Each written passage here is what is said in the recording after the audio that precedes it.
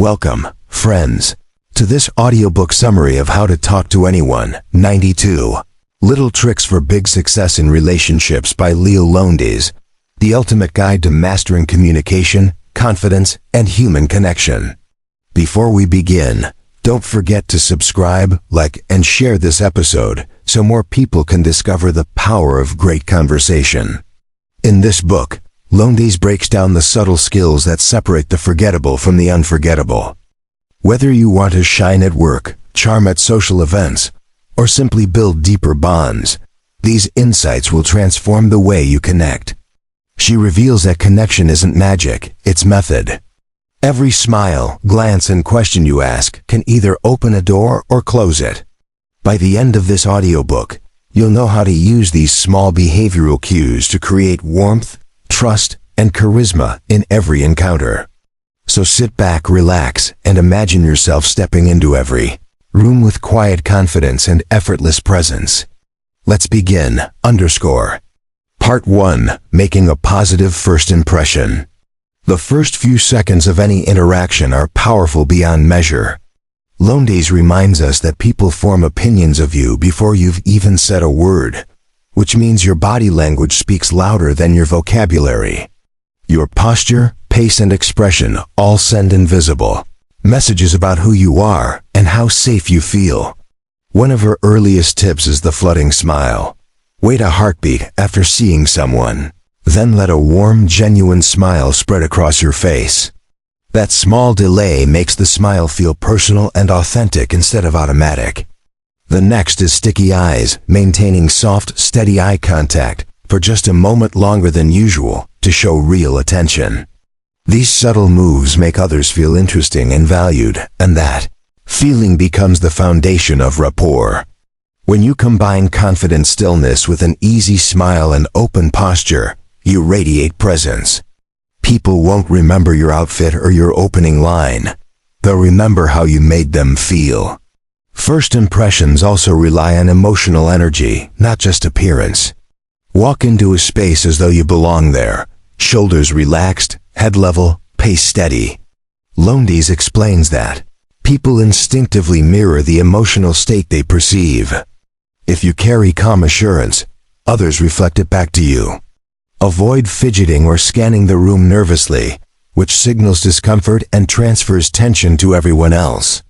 Instead, make eye contact one person at a time and project curiosity rather than self-consciousness. Think of your entrance as a silent conversation. Every movement whispers confidence or doubt.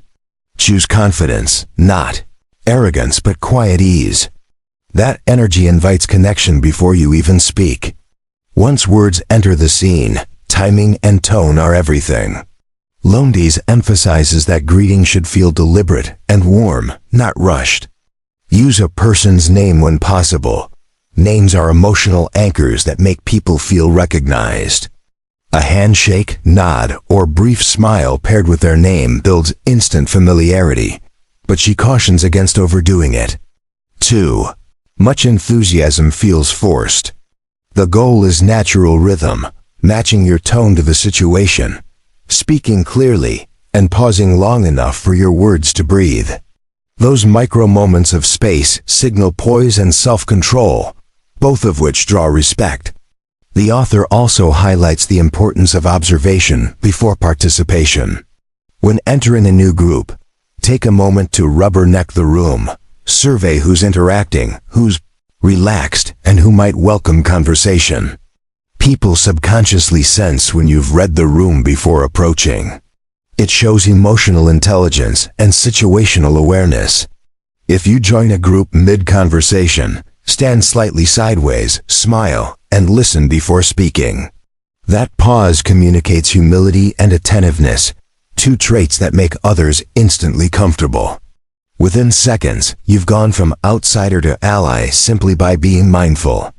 Finally, Lowndes teaches that first impressions are not about performance, but about presence. True charm isn't loud or theatrical. It's calm, attentive, and authentic. When you smile genuinely, listen actively, and project ease, people feel at home around you. They may not consciously know why they like you, But they will, because warmth always outshines polish. The first chapter of connection is written in silence, in how you look, move, and breathe before you speak. Master that, and every conversation that follows begins on friendly ground. Part 2: Small Talk and Opening Conversations. Small talk is not small at all. It's the bridge that carries you from unfamiliarity to connection. Leil Lowndes reminds us that the first words exchanged between strangers are like the opening notes of a song. They set the rhythm, tone, and direction for everything that follows. Most people fear small talk because they mistake it for meaningless chatter, but in reality, it's the rehearsal for trust. When you ask light, open-ended questions like, "How has your day been?" or "What brings you here tonight?" you invite others to share safely. It's not about what you say, but about the comfort you create. People relax when they sense that you're genuinely curious, not just filling silence. The secret is simple. Show real interest and listen more than you speak. The more the other person feels heard, the more naturally the conversation expands. You become memorable not for your words, but for the feeling of being understood. Lowndes also points out that small talk works best when you match your conversation partner's emotional temperature. If they're excited, match that spark. If they're calm, meet their tone. She calls this emotional mirroring, aligning your pace, tone, and even energy to create harmony. You're not copying them. You're tuning into their frequency. That subtle synchronization makes people feel that you get them. Imagine it like dancing. One leads, the other follows, but both move as one. When you adapt smoothly, conversations flow effortlessly. People are drawn to those who make them feel safe and synchronized. Emotional alignment builds trust faster than logic ever could, because it speaks directly to the subconscious. The best conversationalists aren't talkers. They're feelers who listen with empathy and respond with rhythm. The author warns against one of the biggest mistakes in early conversation: turning the spotlight back on yourself too quickly. When someone shares something, resist the temptation to one-up them with a story of your own. Instead of saying, "That happened to me too," say, "That sounds incredible, what happened next?" This keeps the focus where it belongs, on the other person. Every time you guide the dialogue toward their interests, you make them feel significant. And significance is the seed of connection. People rarely remember your opinions, but they'll always remember your curiosity. The key is to become genuinely fascinated by human stories. Ask questions that open doors. What inspired you? How did that feel? What was that experience like? Curiosity is charm in its purest form. Small talk can also become memorable through shared laughter and small emotional sparks. A gentle joke or lighthearted observation can dissolve tension instantly. Lowndes encouraged the use of humor, but with care, never at someone's expense. The best humor is inclusive, creating a sense of we rather than me. A simple laugh at life's little absurdities makes you relatable. And when people laugh with you, they unconsciously bond with you. It's like building emotional glue that holds the conversation together. The key is to stay authentic and kind. Humor should warm, not wound. The person who can make others smile during an ordinary exchange becomes unforgettable, because joy is the fastest way to the human heart. Finally, Lowndes teaches that great small talk transforms when you listen for emotional clues. Every word people say hides a feeling behind it: excitement, pride, worry, or hope. If you respond to the feeling rather than the fact, you'll connect on a deeper level. For example, if someone says, "Work's been crazy lately," don't just ask, "What do you do?" Instead, empathize. "That sounds intense. How are you managing it?" Emotional listening turns a flat conversation into a genuine connection. The moment people feel that you care, they'll open up more. And as they open up, they begin to trust you. That trust is the foundation on which meaningful communication is built. Small talk, when done with empathy and presence, becomes big talk, the kind that leads to friendship, opportunity, and influence. Part 3. Sounding like someone worth listening to. The way you speak determines whether people merely hear you or truly listen. Leil Lowndes teaches that your voice is your personal instrument, and every tone, pause, and rhythm communicates your confidence and intent. A powerful communicator doesn't rush, they breathe. They use silence as punctuation and vary their pace to draw attention to what matters most. When you lower your voice slightly on key words, it gives weight to your message, not through force, but through control. People instinctively trust voices that sound calm and grounded, because they signal composure and authority. Before you speak, take a slow breath. Relax your shoulders, and imagine you're speaking from your chest rather than your throat. That simple adjustment can transform nervous energy into charisma. Your voice becomes the sound of certainty, a tone that invites others to lean in. When your words carry confidence and warmth, they become unforgettable. Lowndes also emphasizes that what you say is as important as how you say it. Replace predictable questions like, "What do you do?" with more engaging ones such as, "What are you passionate about in your work?" or "What projects excite you most right now?" These kinds of questions invite emotion, and emotion fuels connection. They tell the listener you're genuinely interested in their world, not just making polite noise. When you focus on topics that light people up, you instantly become someone worth talking to. The conversation shifts from surface-level exchange to genuine enthusiasm. People crave the chance to talk about what inspires them. Your job is to give them permission to do it. By steering the dialogue toward their interests, you position yourself as a rare kind of listener, one who sparks others to share their best selves. That makes you memorable long after the conversation ends. Every communicator eventually realizes that storytelling is persuasion disguised as entertainment. Facts inform, but stories transform. Lowndes encourages everyone to craft a few short, well-told stories about experiences, lessons, or discoveries that reveal your personality without dominating the conversation. Keep them concise, vivid, and relatable.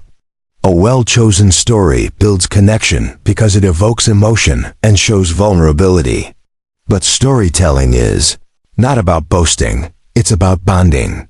The key is to make the listener the co-star, not the audience. Leave space for them to jump in, to relate, to laugh.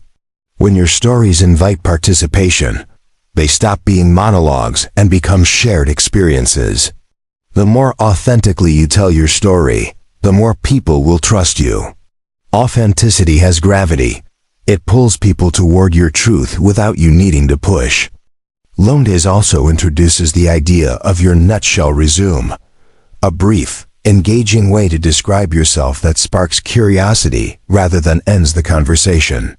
Instead of blandly stating your job title, wrap it in intrigue or passion. For example, instead of "I'm in marketing," you could say, "I help brands tell stories people actually care about." This small twist transforms a dead end answer into an open door for more questions. It makes you sound confident, purposeful, and proud of what you do without bragging. Your nutshell resume becomes your verbal handshake, short, strong, and memorable. Practice it until it sounds effortless. People are naturally drawn to those who can describe themselves with clarity and enthusiasm because it signals self-awareness. When you speak about yourself with genuine excitement, others can't help but mirror that energy back. Finally, Lowndes reminds us that credibility grows from consistency. It's not just how you sound once, it's how you sound every time. If your words, tone, and body language match, people trust you. But if there's a gap, cheerful words delivered with nervous tone, confidence paired with fidgeting, people sense the disconnect and withdraw. Integrity in communication means your message feels true both intellectually and emotionally. Speak less to impress and more to express. Mean what you say what you mean, and say it with kindness. People can feel when you're being real, and that feeling creates loyalty. In the end, being someone worth listening to isn't about perfect speech or clever words. It's about harmony between your thoughts, tone, and heart. When those three align, your voice becomes magnetic. Part 4. Navigating groups, networking, and social settings. Walking into a room full of strangers can make even confident people feel uneasy. But Lowndes teaches that social settings are opportunities in disguise. She describes that how you enter a room sets the emotional tone for how the room receives you. Instead of rushing in or hesitating at the doorway, pause briefly to scan the energy of the space, what she calls rubbernecking the room. This small moment gives you a sense of where to go and helps you appear composed rather than anxious. Walk with purpose but without tension, as if you belong there, because you do. When you join a group conversation, listen for a few moments before speaking. Wait for a natural gap, then add a comment or question that aligns with the topic already in motion. This demonstrates respect for the group dynamic and keeps you from interrupting. In every setting, act like you're part of the flow, not an outsider trying to force your way in. Confidence isn't loud, it's fluid. Networking, as Lowndes reframes it, is not about collecting contacts, but cultivating connections. She encourages approaching people with curiosity rather than calculation. Instead of thinking, "What can I get from this person?" think, "What can I learn from them?" Or, "How can I add value to their world?" This shift in mindset transforms awkward networking into meaningful conversation. Ask questions that invite stories rather than statistics. How did you get into what you do? Or what's been most rewarding lately? Then listen with full presence. People remember the way you listen much more than the words you say. She calls this leaving them feeling taller, because every person who talks with you should walk away feeling more confident. Networking done right isn't self-promotion, it's mutual elevation. And in the long run, those genuine moments of connection turn into relationships that matter. One of Lowndes' most practical insights is the be a messenger, not a collector approach. When you meet someone who could help another person you know, offer to connect them, even if there's no benefit to you. Being the connector builds your reputation as someone who adds value to every circle. It turns you from a networker into a bridge builder. People are naturally drawn to those who make introductions and share opportunities freely because it signals abundance, not scarcity. And when you help others without expecting anything in return, your influence multiplies quietly.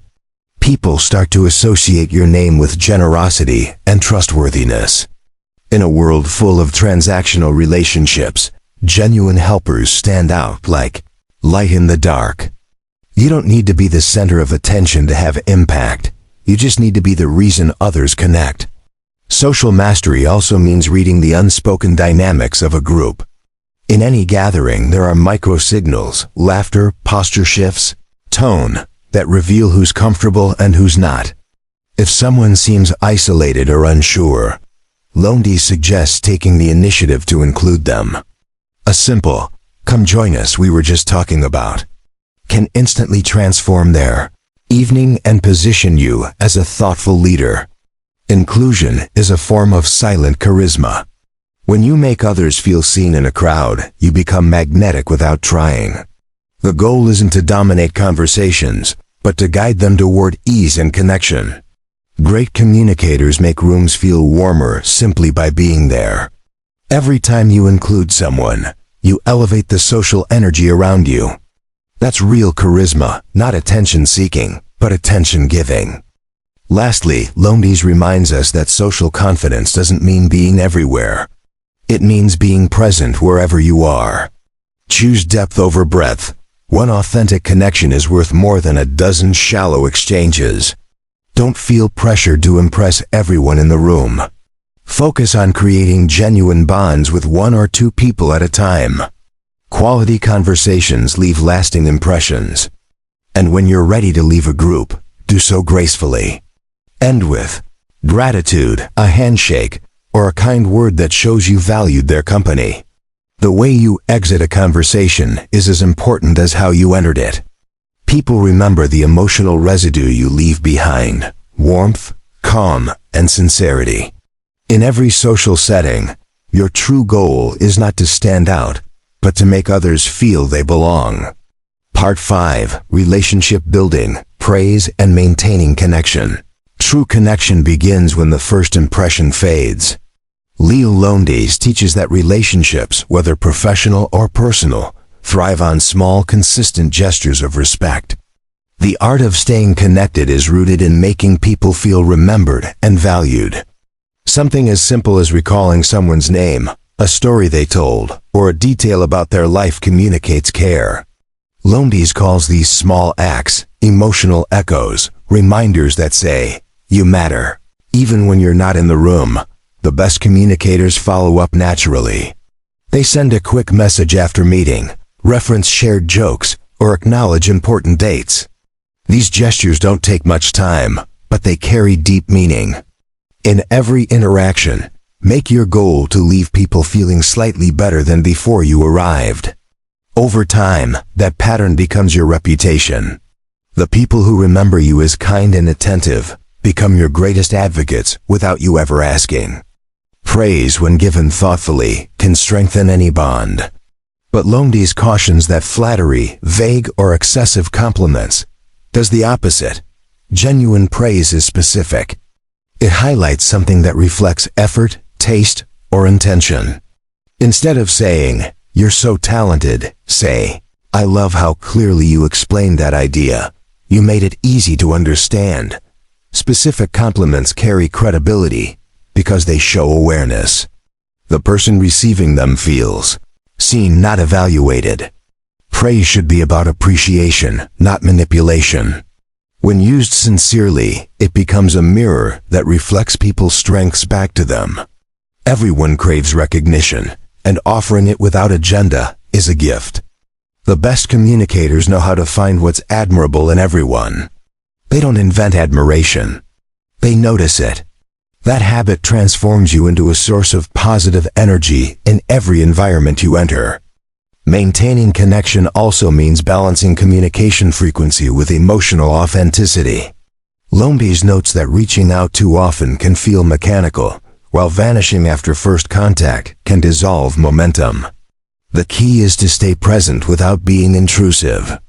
Check in occasionally, a short text, a thoughtful question, a shared article that reminded you of them. It shows ongoing interest without pressure. In a world overflowing with surface interactions, these small follow-ups stand out. They tell people that you think of them as more than a transaction. Relationships thrive on quiet consistency. It's not the grand gestures that build loyalty.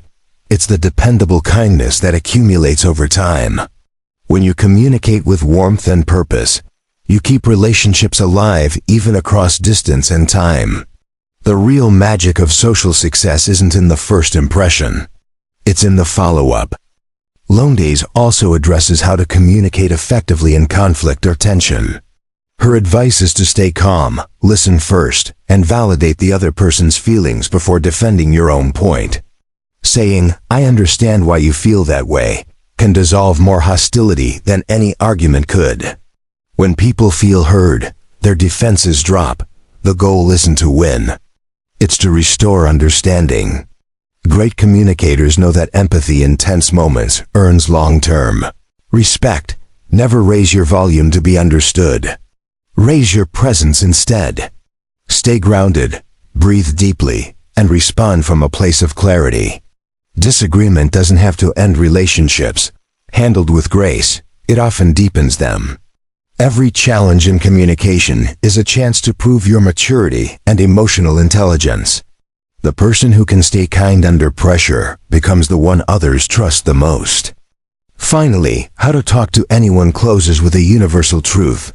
The more you practice these small techniques, the more natural they become. Charisma isn't genetic. It's built through attention, empathy, and consistency. When you apply these principles, you stop worrying about saying the perfect thing.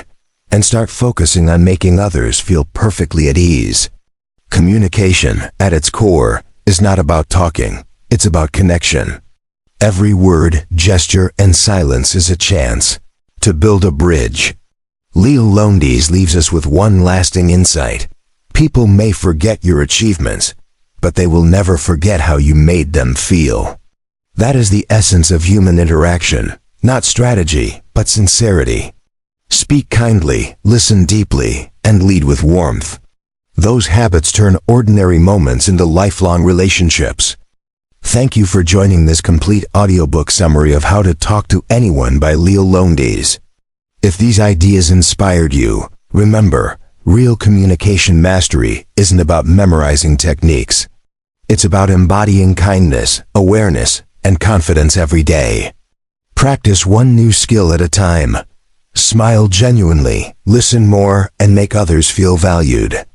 Over time, you'll notice that doors open more easily, conversations feel lighter, and people are drawn to your presence. If you enjoyed this audiobook, please subscribe, like, comment, and share it with someone who wants to grow in confidence and connection. Together, let's create a world where everyone feels heard, respected, and understood. Until next time, keep talking, keep connecting, and keep shining.